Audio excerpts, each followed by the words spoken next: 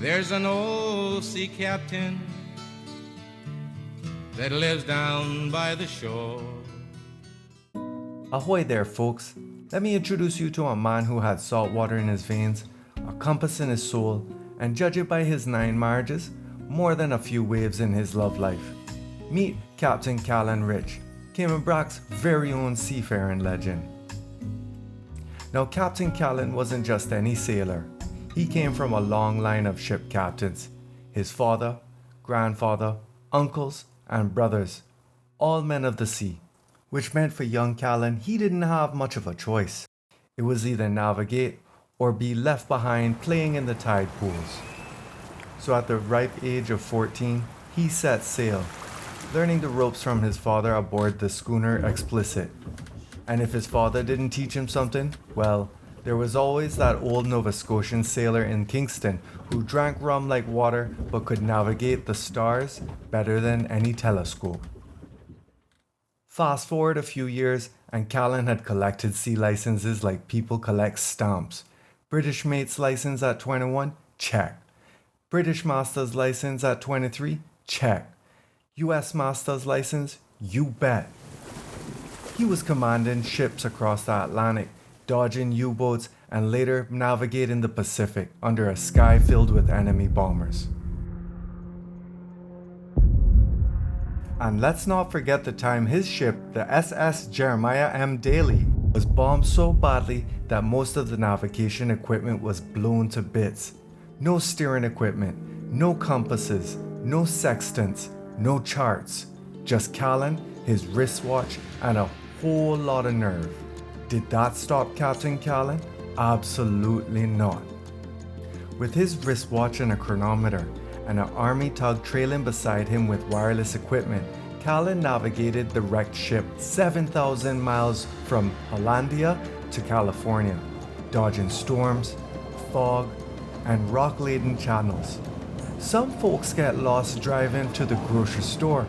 Callan, on the other hand, sailed across the Pacific with makeshift steering, a borrowed compass, and a stubborn refusal to sink. But after a career filled with near misses, wartime heroics, and countless voyages, Captain Callan retired. Sort of.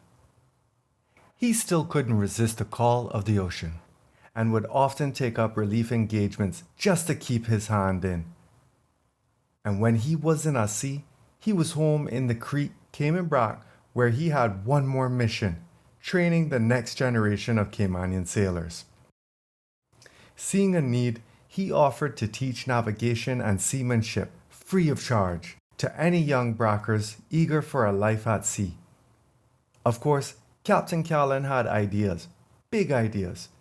He proposed a local marine board for exams, even suggested roping in the Royal Navy Harbour Master from Kingston, and if that didn't work, he figured the US Coast Guard might lend a hand. He even had an old lifeboat ready for practical training. And let's not forget his personal life. Married and divorced 9 times. Callan was once asked by one of his sons about his many weddings. With a grin, he simply replied, "Well, son, you know, I really love wedding cake." Eventually, he decided that 10 was not the lucky number and swore off weddings for good.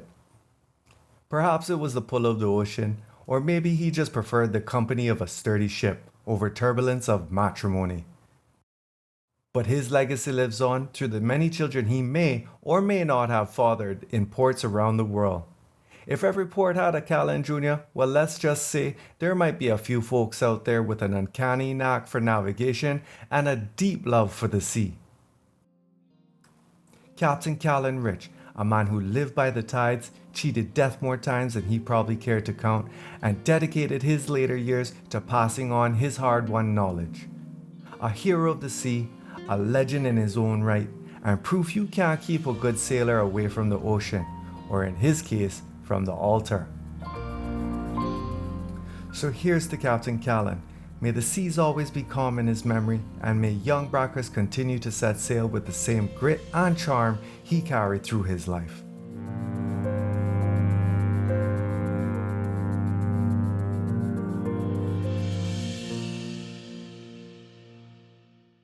This is Matt Fox, and this story was made possible thanks to the Nor'Wester magazine, the many descendants of the legend named Callan Ritch, the Barefoot Man and Andy Martin for their music, the late Bernard Tibbets, and countless others who helped keep his story alive.